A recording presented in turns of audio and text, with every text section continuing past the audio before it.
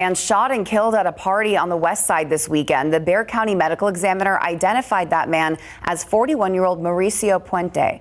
Detectives say Puente was arguing with the suspect in front of a home in the 7100 block of Shady Grove Drive off Military Drive. Police say things escalated and the 23-year-old suspect took out a gun and shot Puente multiple times. Officers detained that suspect, but we still don't have any word yet on any charges. The Bexar County Medical Examiner's Office has identified a man who deputies say was killed by his roommate. The ME says the victim, 61-year-old Gregory Visman, died of multiple gunshot wounds. Police were called out to an apartment on Raybon Drive Friday morning after the suspect called someone and confessed to the killing. SAPD says when they got to the scene, that suspect fired shots at officers for nearly 30 minutes. Officers were eventually able to enter the apartment and found the bodies of Visman and the suspect, who they say took his own life. Travel chaos along the East Coast. You may have seen some of the videos. Part of one of the nation's busiest interstates collapsing in the city of Philadelphia. The section of I-95 buckling after a tanker truck erupted in flames all underneath the highway yesterday morning. ABC's Lindy Watts reports it's expected to take months to repair. It's coming out the middle, too. You can see it. Terrifying moments for drivers before a crucial overpass on I-95 gave way in Philadelphia. This major interstate highway turning to an inferno. Oh my God. The Coast Guard confirms a tanker truck capable of carrying 8,500 gallons of gasoline ignited Sunday morning underneath the overpass.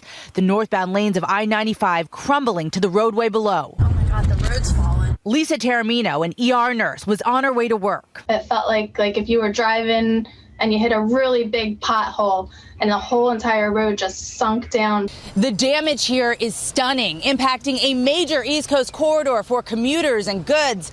Before now, 160,000 drivers traveled that stretch of road every day. Officials say so far there are no reported injuries or deaths, but there is one vehicle still trapped under the collapsed roadway, with authorities trying to determine if the driver was able to make it out. Remarkable devastation. Pennsylvania's governor says reconstruction will likely take months. Officials now looking at interim solutions to connect both sides of the interstate. Transportation Secretary Pete Buttigieg says federal highway officials are now on the ground. We want to support with any data we have, any analysis that we have, and any people that we have who can be part of the solution.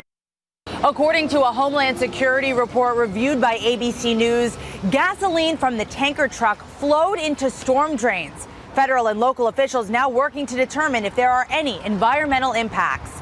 Lindsay Watts, ABC News, Philadelphia. Sticking with national headlines, the suspect accused of killing 4 Idaho University students wants more time to decide whether to provide an alibi for when the murders took place. Ryan Koberger facing charges for allegedly stabbing 4 University of Idaho students to death last November. Normally, under Idaho law, the criminal defendant has only 10 days to decide whether to provide information on an alibi. But the suspect's public defender wants to extend the deadline. She says she simply hasn't had enough time to fully review the evidence provided by the prosecution.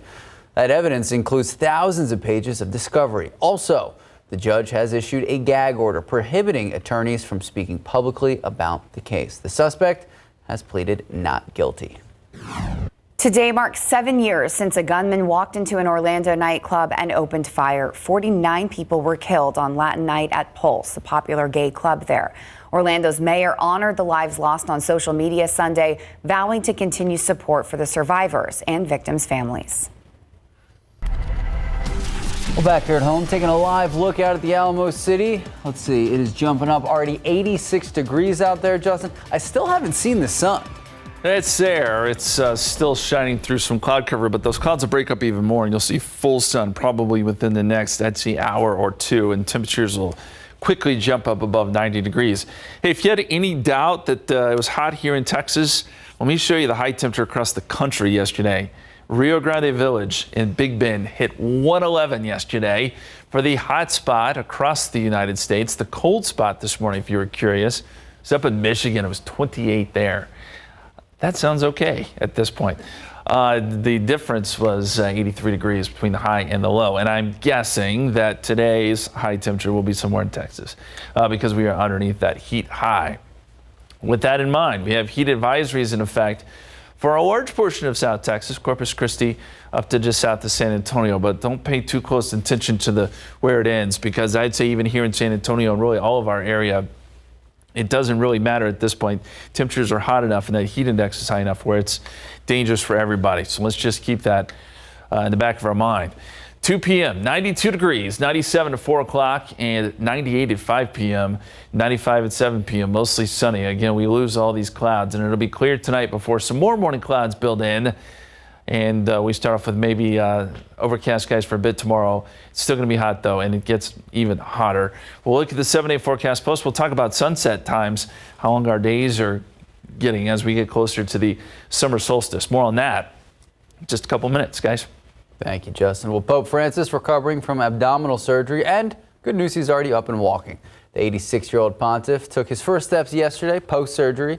He underwent his 3-hour procedure last Wednesday. His doctor says that he's been progressing positively ever since. Today, they said he was able to eat breakfast, take Holy Communion, and continue with his work. He's expected to stay in the hospital throughout this week, and he is expected to return to the Vatican, where he'll continue to rest until at least the end of the month. Now we head to the war in Ukraine, and President Zelensky confirming the long-awaited counteroffensive is now underway with heavy fighting in the southeast. And we're getting stunning new images inside the military's critical attack helicopter unit. ABC's Tom Sufi-Borage reports it is that machinery and training that will play a huge role in Ukraine's plans. A major new Ukrainian counteroffensive officially underway, with fierce fighting along multiple fronts as Ukraine claims its first advance in what's likely to be a long and brutal campaign. Ukraine saying it's recaptured a group of villages in the southeast, with troops raising the Ukrainian flag. Ukraine also claiming it's breaking through the Russian lines around the eastern city of Bakhmut and mounting offensive operations across the strategically important southern front. Russia releasing video showing explosive attack drones hurtling into Ukrainian tanks and a US-supplied infantry vehicle. Well, these Ukrainian attack helicopters are flying down to the front lines a short distance away to try and attack Russian positions. As the counter-offensive here ramps up. Our cameras capturing how low the helicopters fly to avoid Russian missiles, then releasing their rockets at enemy forces on the ground, followed by flares to foil Russian radar and fly safely away. The pilots themselves could be a target, so their faces are blurred. We saw you flying in. I mean, you're flying incredibly low. How much skill does it take? Maybe 1 meter, maybe a little. You have a meter between you and the trees and other obstacles? Yes. Wow, the margin of error is that small. Well, US weaponry training and intel will play a vital role in Ukraine's counteroffensive, and most analysts believe an even bigger assault by Ukrainian forces is still to come. Tom Sufi-Borage, ABC News, Kyiv, Ukraine. Back here in the United States, scammers now finding ways to defraud people and the U.S. government at the same time. How they're filing bogus unemployment claims and they're walking away with the money.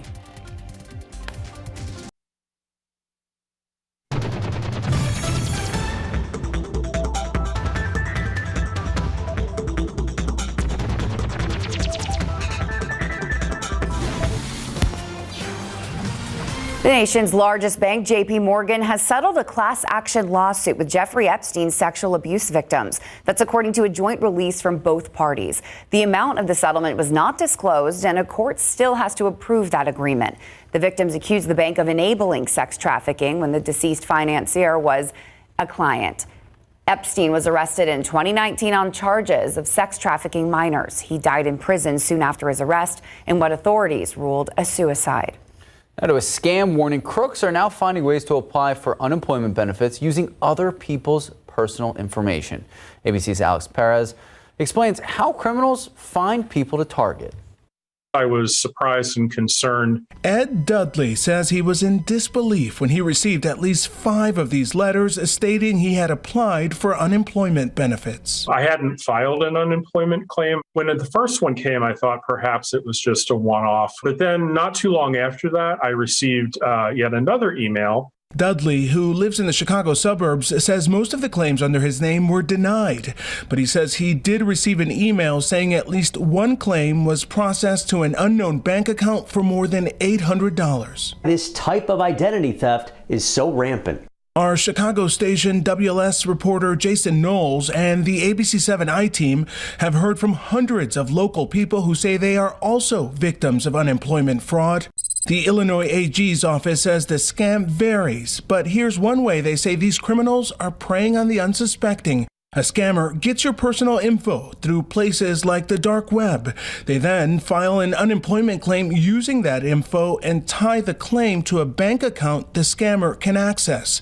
Suddenly, you're getting an email or letter in the mail that says you've applied for unemployment insurance, but you never did. These scams so rampant, even Illinois Attorney General Kwame Raoul was targeted. I was the victim of it myself, where I received a debit card in the mail as a result of somebody filing for unemployment benefits in my name. In AG Raoul's case, he believes the scammers were trying to change the mailing address to get the funds sent to themselves, but failed. In a lot of cases, sometimes it's small-time actors on a local level, but sometimes it's international actors, so it's difficult to crack sometimes.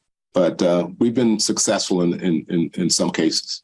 Ed Dudley says he was never able to figure out how exactly his identity was stolen, but hopes by coming forward he can motivate others to better protect their information and avoid falling victim. And if this happens to you, to help protect yourself, the Department of Labor says you should monitor your credit report, sign up for identity theft alerts, just in case thieves decide to use your information in some other way, like opening up credit cards. And the Postal Inspection Service says it's very important to report any potential fraud. Otherwise, it could impact you when you actually do need to file for unemployment. Alex Perez, ABC News, Chicago. Taking a live look outside at Live Cam. Justin, yesterday on the evening news, we were talking about the difference between heat exhaustion and heat stroke. And so if people want to, we really need to be looking out for those types of things in this weather. You're exactly right. And it can happen so quick. So if you're outside for, say, an hour, it can hit you hard if you're not careful. You want to, drink plenty of water. You know the drill. We've been through this during the summers before, but this week's going to be particularly hard. We're going to see those temperatures drift up to near record territory. I don't think we get there, but we'll be awful close. Today's record is 105. We're going to be below that today, but in the coming days, we're going to be approaching some records. We'll talk about how much heat we're going to see. Plus, we'll take a look at those sunset times for you. It's coming up. Welcome back and happy Monday. So you got some yard work done yesterday? Yeah, thank goodness, because I would just let it go if it was this hot outside. Like, we can wait till the summer's over. Justin Horn, did you make it out and about this weekend? I did a little bit, and it was hot. It was hot. And it was humid. That's going to be the theme going forward. Pretty much it. For a long, long time. Probably the next several weeks, next several months. I want to show you the sunset times. We're seeing those days get longer. Of course, the summer solstice is June 21st. Our sunset is 8:36 on that date. That's our longest day of most hours of daylight. Now, as you get into late June, yes, the sunset gets later, but the sunrise also gets later. So the days are technically a little bit shorter. But the bottom line here is we're seeing those sunsets late in the day. And as we look at the satellite picture here, we're starting to see those clouds finally go away. We had that cloud deck that was over the hill country, and it's starting to shrink and kind of break apart here. And now we're just left with partly cloudy skies here in San Antonio, and soon it'll be mostly sunny. And with that full sun, you'll see temperatures really begin to jump up. They already are.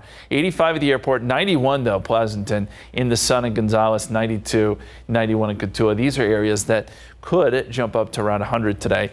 Clouds have held on long enough to keep temperatures from getting out of control in Kerrville, 83. But just like the rest of us, you'll see those numbers jump up quicker once the sun is in full force. 83 Bulverde, 83 Canyon Lake, 82 right now Bernie Stage. Let's go outside to the airport. Southerly winds at about 9 miles per hour and humidity still very high. Look at these dew points in the mid 70s. That's what really hurts when you get these numbers like this, because the heat index is just so very high.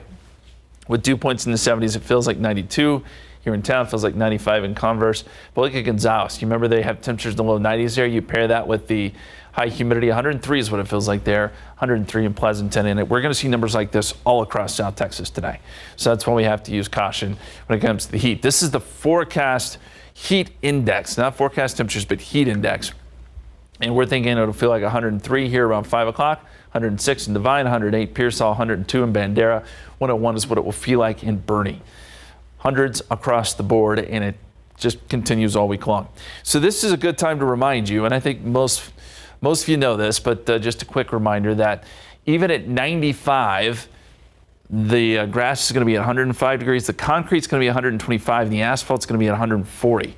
So if you're taking the dogs for a walk, remember that, because it can burn their paws. Paws can burn in 5 minutes when that asphalt is at 120 degrees. They can burn in 1 minute when it's at 140. So that's just something to keep in mind, especially if that asphalt is black. It can happen very, very quickly. So it's better to take the dogs out in the mornings or the evenings with this kind of heat. Here's our futurecast. We've got storms up across parts of Oklahoma and North Texas today. By the time we get into the afternoon, this is around 5 o'clock, we're going to see some storms around Dallas-Fort Worth. These could be some bigger storms. Storm Protection Center has a decent risk for severe weather, a 3 on a scale of 1 to 5 up here around Dallas-Fort Worth, Waco, over to Abilene. But this is all well north of us, so we miss out on the rain really by and large. And as high pressure starts to kind of nose in and take over, that's when we really just crank the temperatures up even more. And it really is going to be hot this week. 100 tomorrow, 101 Wednesday for Flag Day, 103 Thursday, Friday, Saturday. Father's Day weekend will be hot, and those heat indices, again, will be anywhere from 102 to 107 most of the week. We'll be right back.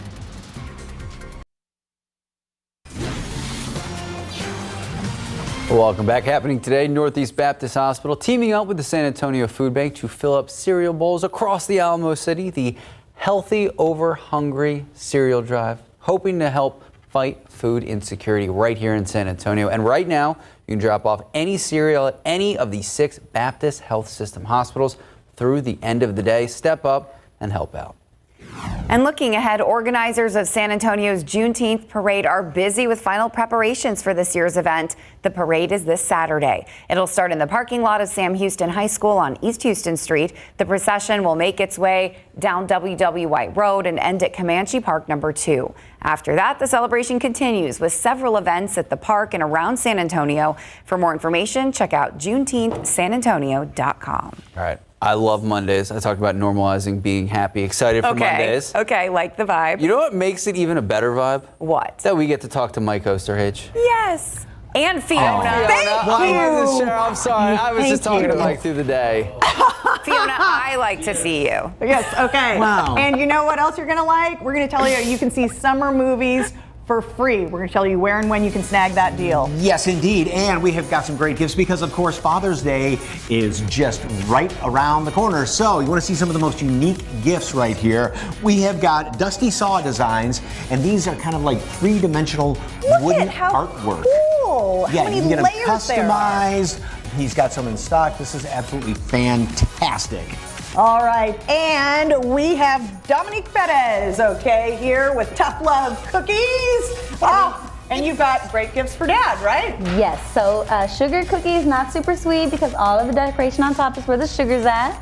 So if your dad wants to scrape it off, he can, whatever. You gave him the gift, he loves it. And there's also different flavors that you can get in those cookies as well. All right, and now rolling in herself is mad scientist Andrea Cook with ways to cool down the summer. See? And in the hot weather, the ice cubes are melting. I know, right? Well, when I was reminded how hot it is this weekend, but we're going to talk about how to have freezing point depression, which sounds sad, but it's good. It can help you make ice cream. Okay. All right. Ice cream on a day like this sounds fantastic. That and a whole lot more coming up on SA Live.